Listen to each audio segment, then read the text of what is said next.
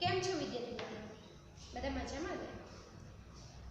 તો સૌપ્રથમ હું તમને આપણો આજનો અભ્યાસ શરૂ કરવા પહેલા કેટલાક પ્રશ્નો પૂછીશ, તેના તમારે જવાબ આપવાના છે. તમે જે રૂમમાં અત્યારે બેઠા છો ઘરે, તો તે રૂમમાં જો પંખો છે તે જો બંધ હશે, જો અત્યારે બંધ હોય તો એ પંખો બંધ હોય ત્યારે તેની અવસ્થા શું છે? સ્થિર છે. અને જ્યારે આપણે તેને સ્વિચ પાડીશું ત્યારે પંખાની અવસ્થામાં શું ફેરફાર જોવા મળે છે? પંખો શું કરતો જોવા મળે છે? તો ગતિ. તેમજ આપણે પૃથ્વી પર રહીએ છીએ તો સૂર્યોદય અને સૂર્યાસ્ત થાય છે, તે શાને આભારી છે? તો વિદ્યાર્થી મિત્રો, આ સૂર્યોદય અને સૂર્યાસ્ત એ પૃથ્વીની પરિક્રમા એટલે કે પૃથ્વીની ગતિને આભારી છે. બીજો એક પ્રશ્ન પૂછું કે આપણે આકાશમાં વિમાનને જોઈએ છીએ, તો આકાશમાં વિમાન શું કરે છે? તો આકાશમાં વિમાન એ ગતિ કરે છે.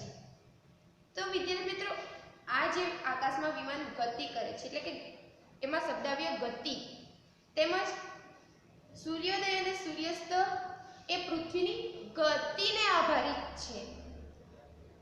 તેમજ પંખાની અવસ્થામાં ફેરફાર થયો, પંખો ગતિ કરે છે. તો આ જે શબ્દ છે ગતિ, તો તે વિદ્યાર્થી મિત્રો આજે આપણે ગતિનો પ્રારંભિક ખ્યાલનો અભ્યાસ કરીશું.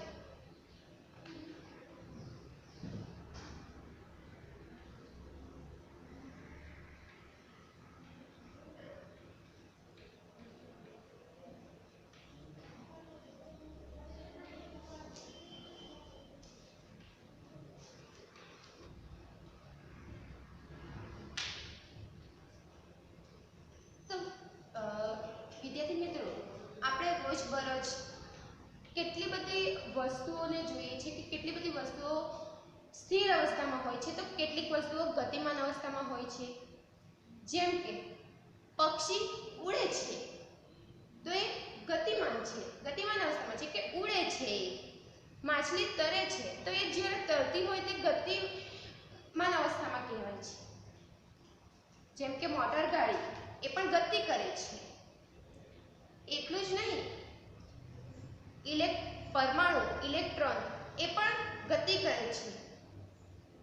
આકાશગંગા, તારાઓ, ગ્રહો એ પણ બધા ગતિ કરે છે. તેમજ ચંદ્ર પણ પૃથ્વીની ફરતે ગતિ કરે છે. તો આ બધા ગતિના ઉદાહરણો થયા. એના બીજા ઉદાહરણો જોઈએ આપણે તો મનુષ્ય એટલે કે આપણે માનવો, તો આપણે પણ ગતિ કરીએ છીએ, એક સ્થળેથી બીજે સ્થળે જઈએ છીએ. તેમજ પાણીની લહેર, તમે નદી કે ઝરણું જુઓ તો એ પાણી ગતિ કરે છે, એક જગ્યાએ સ્થિર રહેતું નથી. નદીનું પાણી કે લહેર હોય તો તે ગતિમાન હોય છે. તો આ થયા ગતિના ઉદાહરણો. હવે આપણે જોઈએ કે ગતિ એનો પ્રારંભિક ખ્યાલનો અભ્યાસ કરીએ.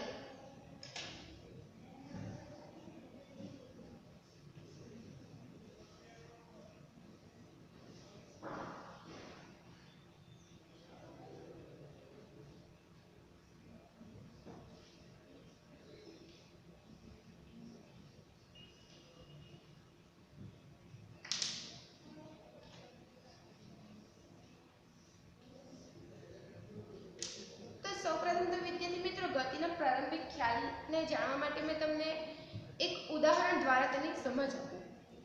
જેમ ધારો કે તમારામાંથી કોઈ એક વિદ્યાર્થી જો બસમાં સ્કૂલે આવતું હોય તો તમે જ્યારે એ સ્કૂલે આવવા માટે બસ સ્ટોપ પર જઈને ઊભા રહો છો, તો ત્યારે રસ્તા પરથી જો બસ પસાર થશે તો તમને બસ ગતિ કરતી દેખાશે અને તમે સ્થિર અવસ્થામાં છો. પરંતુ તમે એ બસમાં બેસી જાઓ પછી બસ ગતિ કરે છે અને તમે બારીની બહાર જુઓ બસમાંથી, તો તમને બહાર જે ઝાડવાઓ છે રસ્તાની સાઈડ પર, તો તે બધા ગતિમાં દેખાશે. અને તમે બસમાં વ્યક્તિ બેઠું છે અને તેનું નિરીક્ષણ કરશો તો તે વ્યક્તિ તમને સ્થિર દેખાશે. તેવી જ રીતે જો કોઈ બીજું તમારું મિત્ર આગળના સ્ટોપે બહાર ઊભી રહ્યું છે અને તે તમને બહારથી બસમાં જોવે છે અને બસ ગતિ કરતી હોય છે, તો બહારથી જ્યારે તે મિત્ર તમને બસમાં બારી પાસે બેસેલું જોશે તો તેને તમે ગતિમાં દેખાશો. પરંતુ જો એ તમારો મિત્ર તેની સાથે કોઈ બાજુમાં બીજું વ્યક્તિ ઊભી રહ્યું હશે તો તેને જોશે તો તે સ્થિર દેખાશે, પરંતુ તમે બસમાં છો તો તે ગતિમાં દેખાશે. એટલે કે વિદ્યાર્થી મિત્રો, આ જે ઉદાહરણ આપણે જોયું છે તેના પરથી એનું નિષ્કર્ષ શું નીકળે કે ગતિ એ સાપેક્ષ ખ્યાલ છે. ગતિ એ સાપેક્ષ ખ્યાલ છે.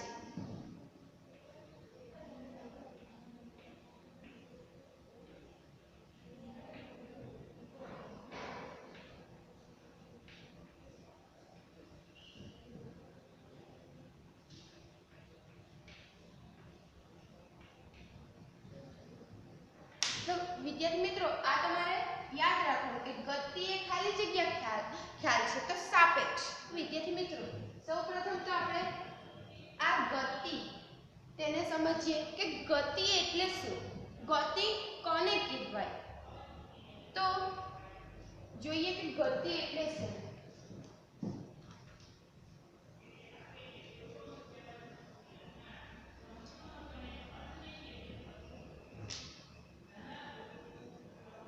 જો કોઈ પદાર્થ સમયની સાથે પોતાનું સ્થાન બદલતો હોય ને તો તે પદાર્થને ગતિમાં છે તેમ કહેવાય. એટલે કે કોઈ પદાર્થ, ધારો કે જો હું અત્યારે અહીં ઊભી છું, થોડા સમયમાં હું આ જગ્યા પર આવી જાઉં તો સમયની સાથે મેં મારું સ્થાન બદલ્યું, એટલે કે હું ગતિમાં છું એમ કહી શકાય.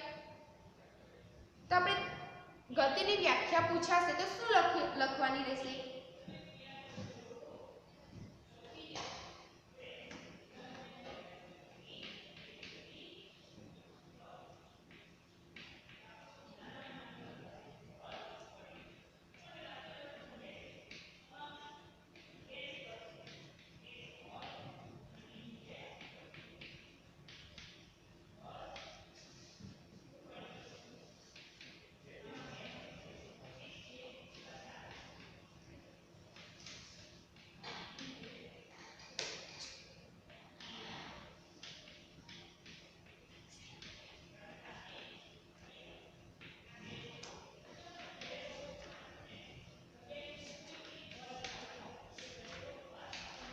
જો કોઈ પદાર્થ સમયની સાથે પોતાનું સ્થાન બદલતો હોય તો તે પદાર્થ ગતિમાં છે એમ કહેવાય.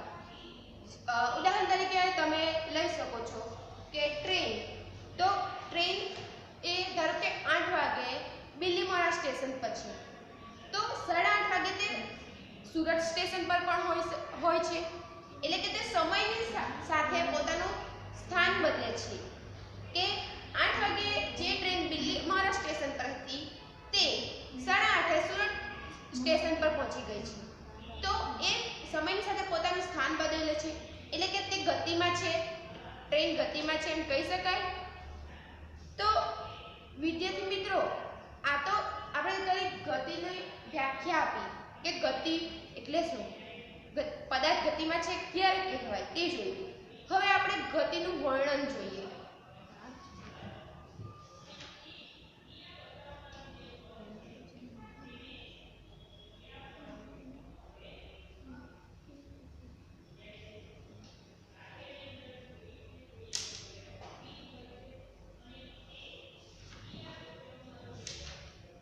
તો સૌપ્રથમ તો વિદ્યાર્થી મિત્રો, હું એક વાક્ય કહું કે અમદાવાદ નજીક છે, તો તમે શું સમજશો કે અમદાવાદ નજીક છે. એક વાક્ય બોલી છું તો તમે પણ એ જ કહેશો કે અમદાવાદ નજીક છે. પણ ક્યાંથી નજીક છે? સુરતથી નજીક છે અમદાવાદ કે મુંબઈથી અમદાવાદ નજીક છે? ક્યાંથી નજીક છે? ખબર પડે છે આમાં કે સુરતથી નજીક છે કે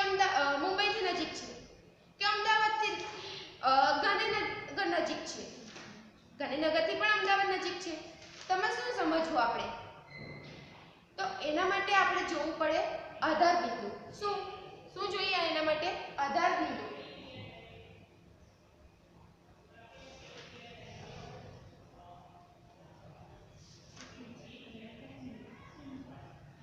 આપણને આધાર બિંદુની જરૂર પડે. તો સૌપ્રથમ તો આધાર બિંદુ એટલે શું? તો કોઈ પદાર્થનું સ્થાન અને અંતર દર્શાવવા માટે કોઈ બિંદુ એટલે કે કોઈ આધારની જરૂર પડે તેને આધાર બિંદુ કહેવાય. કોઈ પદાર્થનું સ્થાન અને અંતર દર્શાવવા માટે કોઈ બિંદુ કે આધારની જરૂર પડે તેને આધાર બિંદુ કહેવાય.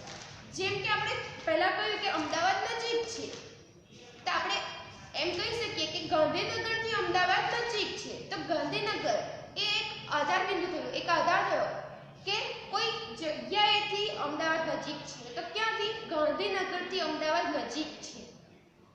તે જ રીતે આપણે કહી શકીએ કે સુરતથી અમદાવાદ નજીક છે. તો સુરત, તો આપણે એનો આધાર શું થયો કે સુરત, કે સુરતથી અમદાવાદ નજીક છે. એટલે કે કોઈ પણ પદાર્થ તેનું અંતર અને સ્થાન દર્શાવવા માટે આપણને તેનો આધાર કોઈ બિંદુની જરૂર પડે. તો હવે આપણે એ બિંદુ એટલે તેને શું કહેવાય? જે બિંદુની જરૂર પડે, જે આધારની જરૂર પડે તેને શું કહેવાશે? જો પદાર્થ કોઈ બિંદુમાંથી એટલે કે જો કોઈ પદાર્થ બિંદુમાંથી ગતિની શરૂઆત કરે તો તે પદાર્થ અથવા તો તે આધાર બિંદુને ઉગમ બિંદુ કહે છે. એટલે કે આપણે ઉદાહરણ દ્વારા જોયું કે ગાંધીનગરથી અમદાવાદ નજીક છે. તો આ જે ગાંધીનગર છે તે ત્યાંથી ગતિ કરવાની શરૂઆત થાય છે. ગતિની શરૂઆત ગાંધીનગરથી થાય છે. તો આ જે ગાંધીનગર છે તે ઉગમ બિંદુ છે. ઉગમ બિંદુને આપણે સંદર્ભ બિંદુ પણ કહેવાય છે. તો બીજું શું આવશે અહીં? સંદર્ભ બિંદુ. ઉગમ બિંદુને સંદર્ભ બિંદુ પણ કહેવાય છે. જ્યાંથી ગતિની શરૂઆત થાય છે તે આધાર બિંદુને ઉગમ બિંદુ અથવા તો સંદર્ભ બિંદુ કહેવાય છે.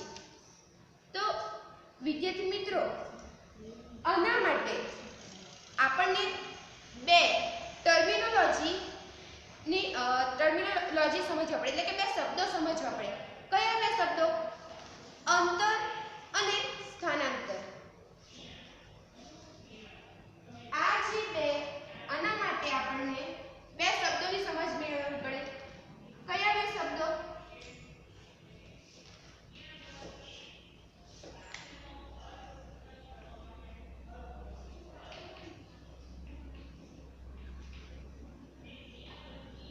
અંતર અને સ્થાનાંતર. તો આપણે અંતર અને સ્થાનાંતરની સમજ એક પ્રવૃત્તિ દ્વારા મેળવીએ. આપણે આ એક પ્રવૃત્તિ દ્વારા અંતર અને સ્થાનાંતરને સમજવાનો પ્રયત્ન કરીએ. તો સૌપ્રથમ તમે આ નાની રમકડાની ગાડી લીધી છે. અહીં ટેબલ પર એક રેખાખંડ દોર્યો છે, એટલે કે રેખા લીધી છે. એમાં સંદર્ભ બિંદુઓ મેં આપી દીધા છે. કયા? A, B, C અને D.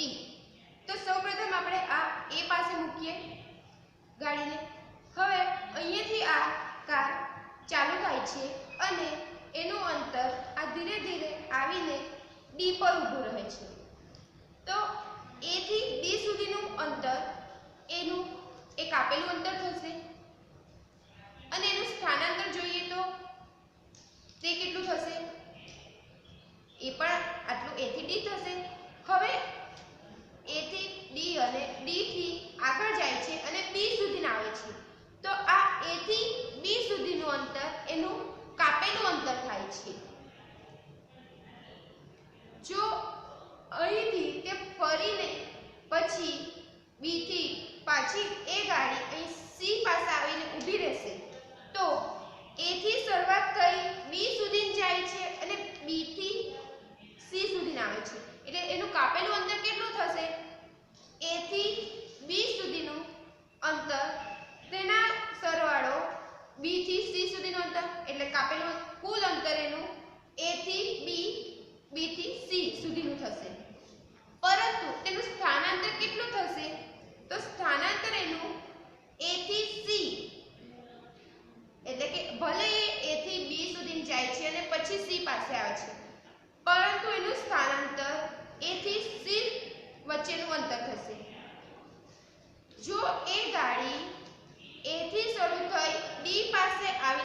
તેનું સ્થાનાંતર a થી d વચ્ચેનું અંતર એટલે કે લઘુત્તમ અંતર થશે અને એનું કાપેલું કુલ અંતર a થી b તેના સરવાળો b થી d સુધીનું અંતર થશે અને જો એ ગાડી એટલે કે આપણે પહેલા અહીંથી સ્ટાર્ટ કર્યું a થી તો a થી b સુધી જાય છે અને b પાસેથી ફરીને a પાછી a પાસે આવી જાય છે તો તેનું કુલ કાપેલું અંતર કેટલું થશે a થી b અને b થી a સુધીનું કાપેલું કુલ અંતર થશે એને અંતર કાપ્યું છે પરંતુ એનું સ્થાનાંતર કેટલું થશે તો એનું સ્થાનાંતર 0 થશે કારણ કે એનું જે ઉગમ બિંદુ હતું અને અંતિમ બિંદુ એક જ થઈ જાય છે હવે આપણે તેની વ્યાખ્યાના આધારે સમજવાનો પ્રયત્ન કરીએ છે તો સૌપ્રથમ આપણે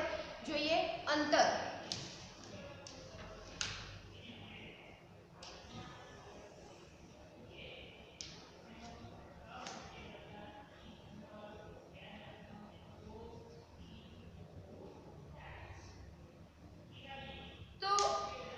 અંતરની વ્યાખ્યા આપીએ તો એની વ્યાખ્યા શું આવશે કોઈ પદાર્થ એક જગ્યાએથી બીજી જગ્યાએ જવા માટે કાપેલું કુલ અંતરને એટલે કે કાપેલા કુલ અંતરને પથ લંબાઈ અથવા તો અંતર કહે છે એક કોઈ પદાર્થ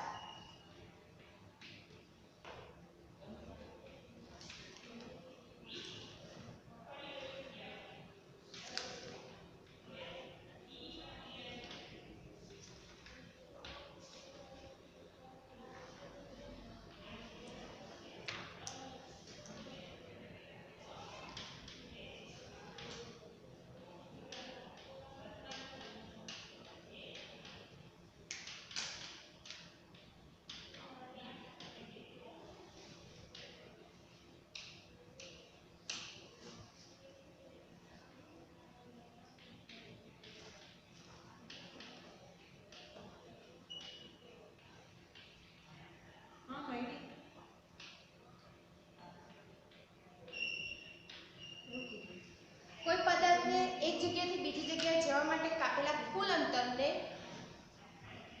અંતર અથવા તો પથ લંબાઈ કહેવાય છે આ યાદ રાખજો તમને પૂછાઈ શકે કે અંતરને બીજું શું કહેવાય તો પથ લંબાઈ જે રીતે કે એક હું ધારો કે આ જગ્યાએ છું ત્યાંથી મારું થોડું અંતર હું કાપીને અહીં આવું છું તો એ મારું કાપેલું કુલ અંતર થયું કે આ જગ્યાએ હતી હવે અહીં છું ત્યાં મારું કાપેલું કુલ અંતર થયું પરંતુ જો હું અહીંથી પાછી મારી પહેલી જગ્યાએ પહોંચી જઈશ તો મારું કુલ અંતર કેટલું થશે આટલેથી અહીં ગઈ તે પાછી ત્યાંથી અહીં આવી તે એટલે મારું કુલ અંતર પહેલું જે અંતર હતું તેનું ડબલ થશે અહીંથી અહીં અને ત્યાંથી પાછી અહીં ત્યાં સુધીનું તો આ અંતરને આપણે કાપેલું કુલ અંતર એમ કીધું બીજું હતું કે સ્થાનાંતર તો સ્થાનાંતરની વ્યાખ્યા શું આવશે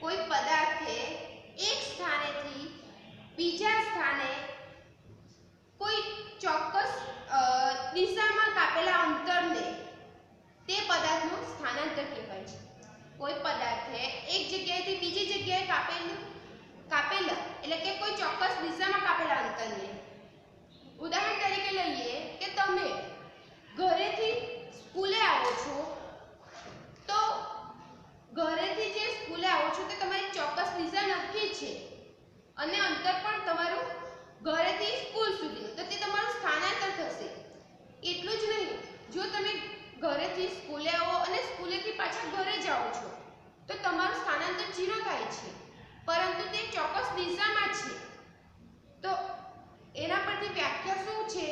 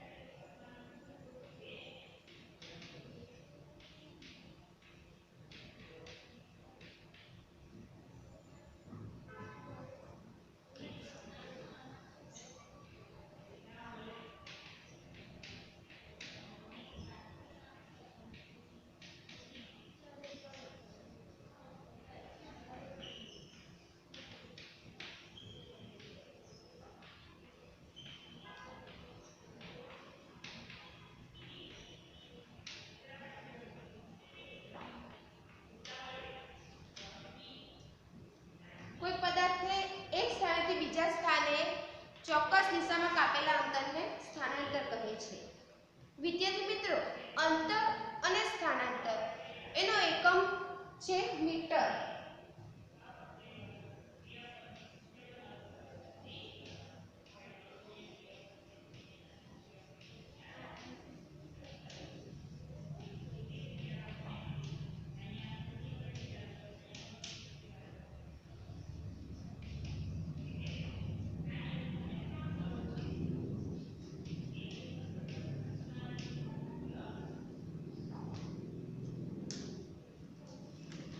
તો વિદ્યાર્થી મિત્રો, આજે આપણે સૌપ્રથમ શું જોઈ ગયા? તો આપણે પહેલા સૌપ્રથમ તો ગતિનો પ્રારંભિક ખ્યાલ મેળવીએ, જેમાં જોયું કે ગતિ એ સાપેક્ષ ખ્યાલ છે. ત્યારબાદ આપણે ગતિની વ્યાખ્યા જોઈ અને ત્યારબાદ ગતિનું વર્ણન જોયું, જેમાં આપણે આધાર બિંદુ અને સંદર્ભ બિંદુનો સમજ્યા. તો સંદર્ભ બિંદુમાં આપણે બીજા શબ્દ જોયા કે અંતર અને સ્થાનાંતર, જેનાથી આપણે પરિચિત હતા, પણ તેને આજે થોડા વધુ સમજવાનો પ્રયત્ન કર્યો. તેના પરથી આપણે ત્યારબાદ અંતર અને સ્થાનાંતરની વ્યાખ્યા અને એનો એકમ જોઈ ગયા. હવે આપણે મૂલ્યાંકન કરીશું.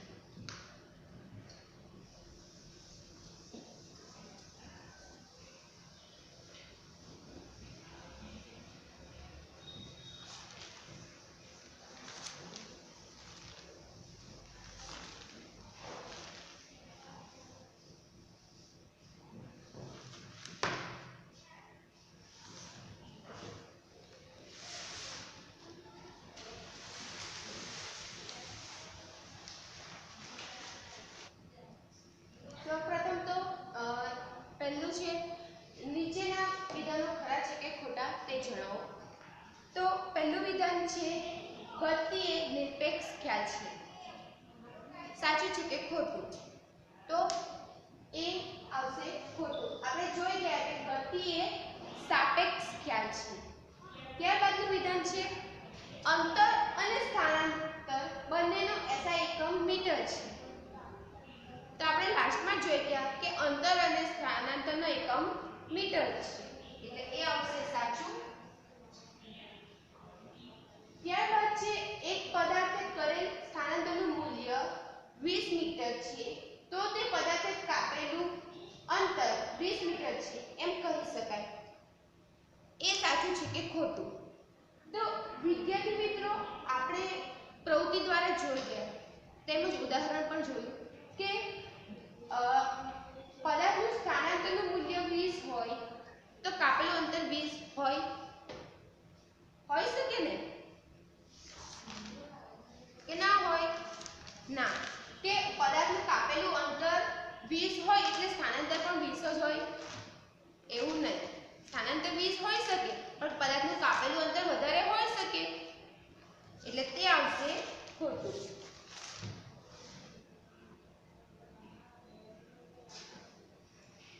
ત્યારબાદ છે, પદાર્થે કરેલ સ્થાનાંતર શૂન્ય હોઈ શકે. પદાર્થે કરેલ સ્થાનાંતર શૂન્ય હોઈ શકે. સાચું છે. કઈ રીતે? જે રીતે કે તમે ઘરેથી સ્કૂલે આવો છો અને સ્કૂલેથી ઘરે જાઓ છો, તો તમારું સ્થાનાંતર કેટલું થયું? શૂન્ય. કારણ કે તમારું પ્રારંભિક બિંદુ અને અંતિમ બિંદુ બંને એક જ છે, એટલે કે પદાર્થે કરેલ સ્થાનાંતર શૂન્ય હોય છે. સાચું. ત્યારબાદનો પ્રશ્ન છે, નીચે આપેલ ખાલી જગ્યા પૂરો. પહેલી ખાલી જગ્યા છે, અંતર અને સ્થાનાંતર માટે ખાલી જગ્યા સંજ્ઞા વપરાય છે. તો અંતર અને સ્થાનાંતર માટે કઈ સંજ્ઞા વપરાય છે? S. બીજી ખાલી જગ્યા છે, ખાલી જગ્યાને ઉગમ બિંદુ પણ કહેવાય છે. ખાલી જગ્યાને ઉગમ બિંદુ પણ કહેવાય છે. સંદર્ભ બિંદુ.